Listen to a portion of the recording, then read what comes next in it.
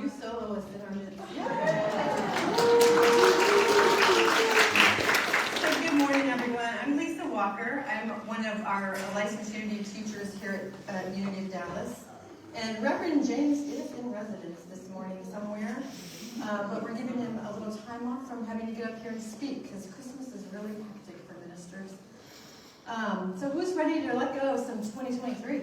Okay, usually that's the response we get. Who's willing to let go of 2023 with gratitude and love?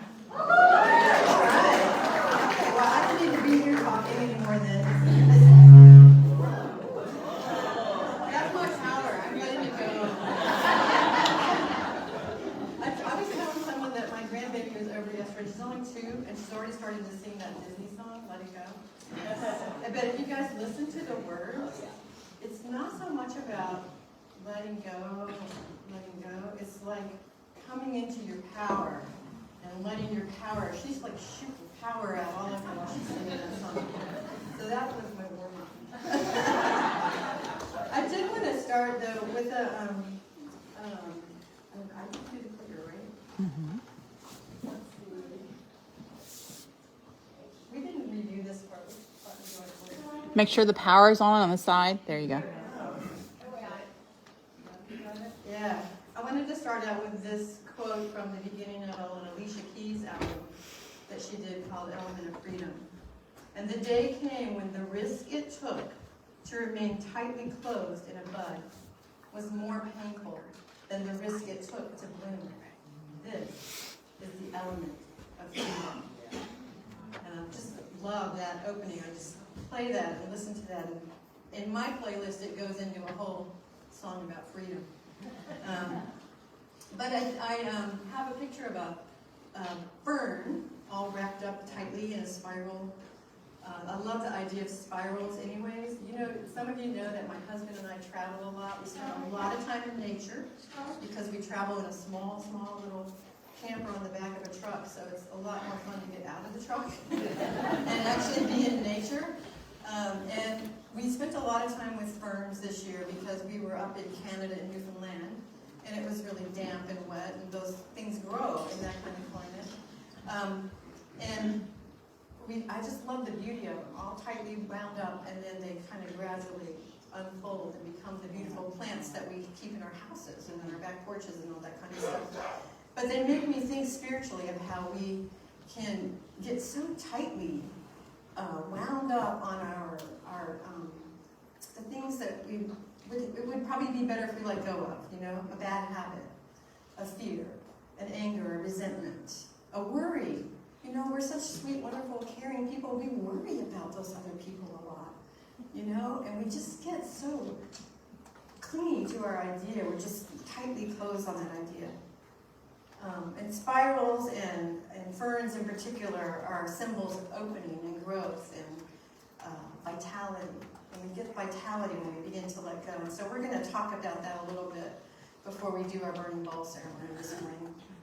And so I've got I don't know which button I pushed to make that go. That's too far ahead. Yes. There we go. I think I might have figured it out. It's only I went backwards. So I'm going to talk about 5 steps that help us to release. So number 1 would be opening. And that sounds pretty easy, right? This fern is doing it naturally. You see that little area of opening starting to show as it begins to unwind just slightly. He's created a little opening there. And sometimes we can open willingly. Sometimes we can let that little glimmer in. And sometimes we get cracked open, right? Sometimes something happens and we feel like we have a crack. We feel like we're broken. We feel like there's an empty space there. Have any of you seen, and I didn't put it in the slides, I kind of wish I would have, it's a picture of a statue of a woman, and she's sitting in a meditative pose, and there's a hole where her heart is, and there's light shining through that hole. I should have put it in here. It's a gold. No, that's a good one too. It's a beautiful picture, and it portrays for me that idea that God can come in to cracks. God comes in through our cracks. And so sometimes it doesn't matter whether we willingly open or we get cracked open. It's those small open spaces that God can begin to come in and begin the healing work and begin the unfolding, begin the letting go. And when I think of this, I think of the prodigal son. Are all of y'all familiar with the story of the prodigal son? So this guy goes off with his dad's money that he's inherited, and he goes off and he's like wasting it like crazy and drinking. And in these days, he'd probably be living on the streets. And he's really hit what we call rock bottom. Any of you guys that have been in a 12-step program, you know about rock bottom. Because that's usually when things start to get better, right? It's when we crack open and a little glimmer of light comes in and we realize there could be something better in our lives. And the coolest part of the story to me is that it says in the scripture, while he was still far off, his father went to him. His father started coming to him, coming towards him, meeting him. And I feel like that's what God is with us. When we just have that little awakening of our consciousness, it doesn't have to be anything major, it doesn't have to be anything huge, it's just that little glimmer. Have you seen those memes going around about glimmers? We just have a little glimmer. And as soon as we have that glimmer, the godness comes to meet us. It comes to meet us. It doesn't wait until we're perfect. It doesn't wait until we're fully open and beautiful. It comes to meet us as soon as we have a glimmer that something could be different, something could be better. And that to me is like the most beautiful story that there is. So the glimmer of hope, the glimmer of awakening starts creating change for us. And what we need to do as that godness comes towards us is recognize it. Yeah, I don't know how to do this. I'm sorry, you guys. This is really...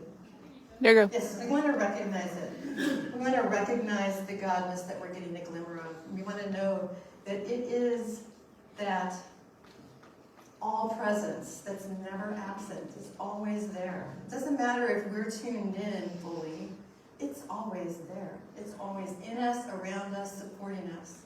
And as soon as we tune that dial and get tuned up, it becomes more fully present to us. And so these are just some ideas. You know, sometimes I find it in nature. Sorry, I keep turning around. I don't have a monitor today. And that's not supposed to be on there. I didn't do that. I came from somewhere else. Okay. There's something else controlling it. I get out into nature, and that does it for me. You know, last week I've had an off day, and I felt like I was being mean to everybody. And Rudy might be able to attest to that. I don't know. But if I can get out, even in my backyard, and look at the trees, and just sit and be with nature for a few minutes, I begin to heal that. I begin to feel God around me and working through me. So it can be through a book. It can be through reading your daily word. It can be through reading your 12 Days After Christmas booklet that you might have got before Christmas. It could be breathing. Breathing is a really good way to get in touch with the godness and get to that place of centering and stillness where you recognize that all presence, that all knowledge, that all beingness that is always there for us. So find what it is that helps you to make that shift. And then start integrating that into yourself. That was that other slide. Yes, that one. Someone up there is taking care of me. Integrating with your God self. Do you guys like this picture? Yes. That's the big tree representing godness, and then that's my husband integrating with it. We took that when we were out on the West Coast. In Unity, we believe that the Imago Dei, the image of God, was not just for Jesus Christ. It's for each and every one of us. It is how we're born. We are part of the creation that was created and called good in the very beginning. And we maintain that goodness. We have that within us. So you are part of the godness. You are part of the goodness. And what we need to do is integrate that, to claim it, to know it in the very depths of our being. And this is what grace is. Knowing that we are part of the good, part of the beauty, part of the all that is. And we want to know it for other people as well. When we know it for other people, that really steps up the healing in our world a lot. As a matter of fact, I'd like to take a minute right now and have each one of you find a person next to you that you can turn to and look eye to eye. Find someone you can turn eye to eye. Okay. And now, I want you to say something to that person. Okay, I want you to say this. I behold the goodness in you. I behold your Christ nature. You are good. And you are loved. So how does that feel to have it acknowledged? To have that acknowledged for you? It feels pretty good to have someone acknowledge your goodness. To acknowledge that you are loved in this minute, here and now. That's a dangerous thing to ask people to talk in the middle of your talk because it's hard to draw them back.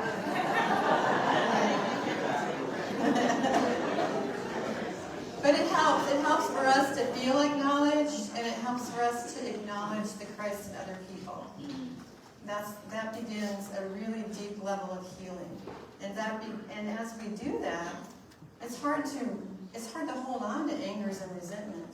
If you can look at that person, maybe now this was probably easy. You look at someone, you're at unity, and we're all happy, we're excited, and you may not even know that person, so you've got no baggage with them, right? The trick is when we're trying to do that with the people that are a little more difficult for us, whether they're in our daily life or they're out there in the world somewhere talking crazy stuff. To do it with the people that are a little more difficult for us. So that's a step to keep in mind. That as we integrate ourselves with Godness, that we also allow that for other people. And from this integration, we begin to accept our own Christed nature.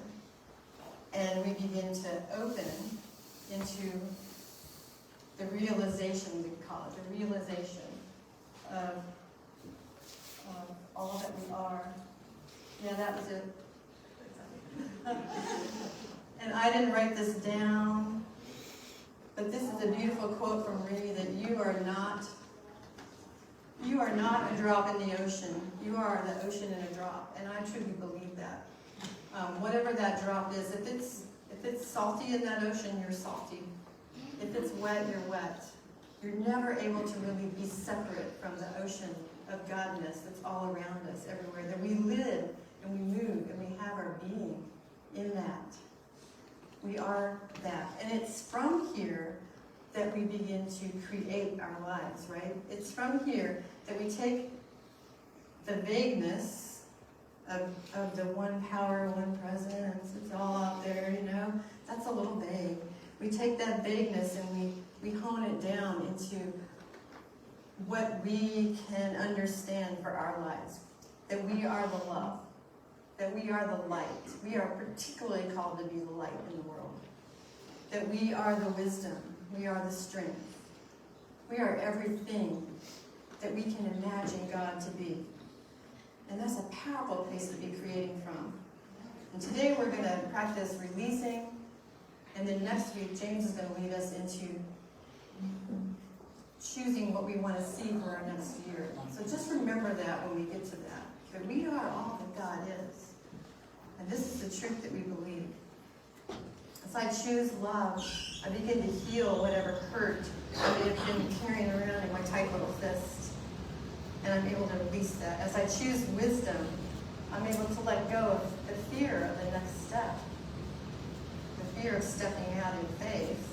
That doesn't even make sense. Fear of stepping out in faith. But sometimes we have that. We have something holding us back from taking that step. That's the next right thing for us to do. But if I know that I'm wisdom, that I contain the wisdom of the divine, I know that I'll be led by that. So I can let that go. I can begin to release that.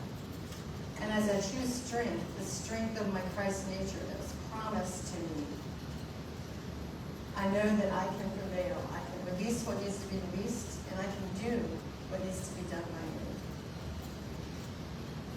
And the next step to this process is gratitude. Having gratitude, a heartfelt gratitude, leaves no room for regret. It leaves no room for hurt. It leaves no room for comparisons. When we are living in the moment with gratitude,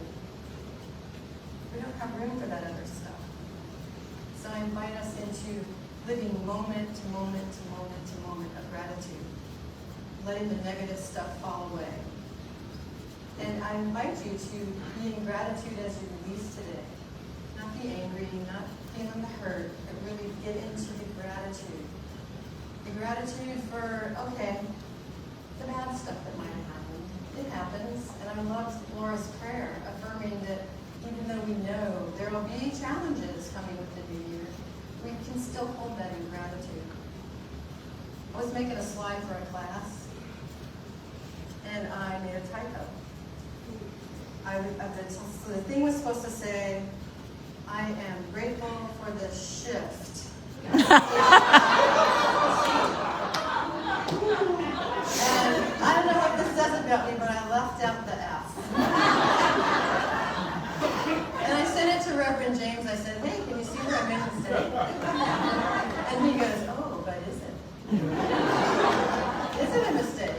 Or is that what we're going to do? Is that really the shift we're making, is to be able to be grateful for the shift without an F? That might take our gratitude to a whole new level, right? So with that gratitude, I invite us into a time of meditation. And as we go through this meditation, I don't know what will come up for you. It might be something different that some of you have already written on your piece of paper. You never know. Just turn it over and add it to the back.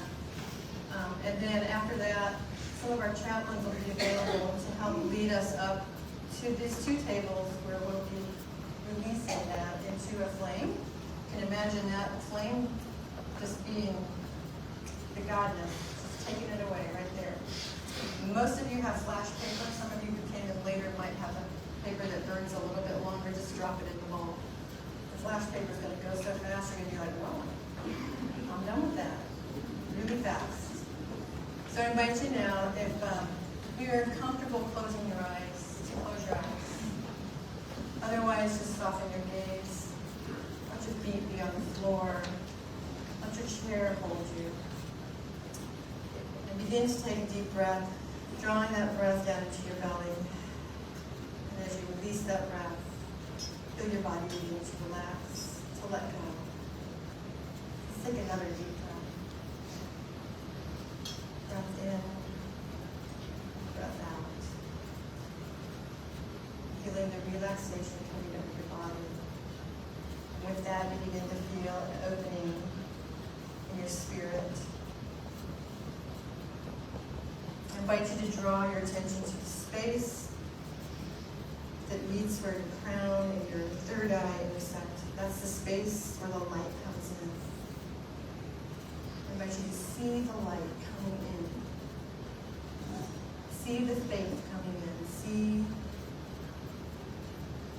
the godness coming in.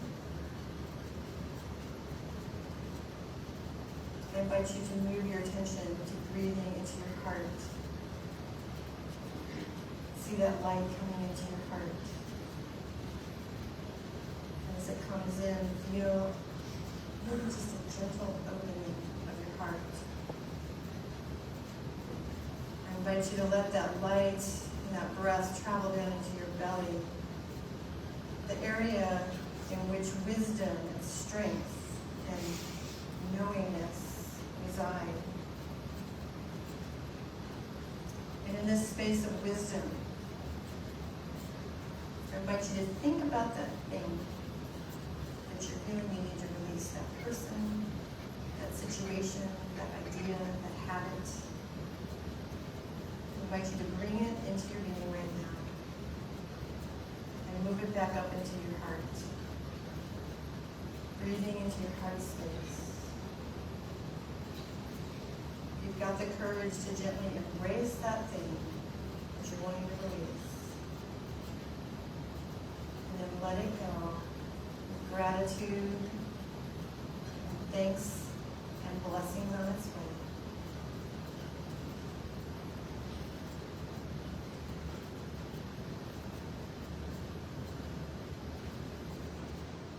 And as you release, you allow room for something new, something better.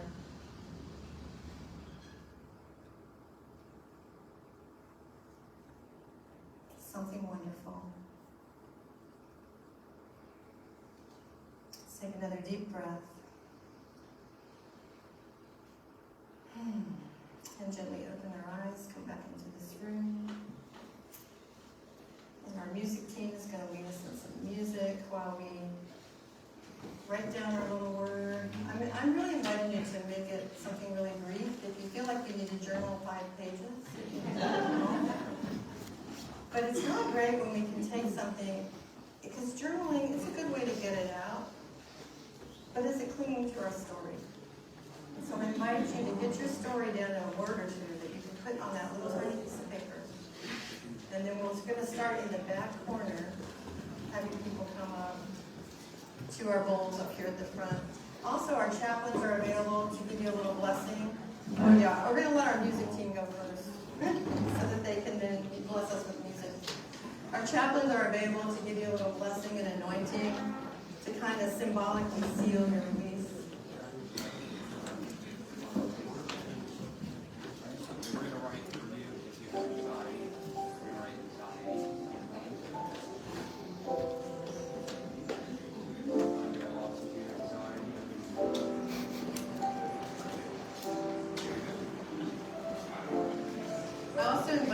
To hold space for people that may still be holding the space of meditation on their idea, and maybe keep the conversation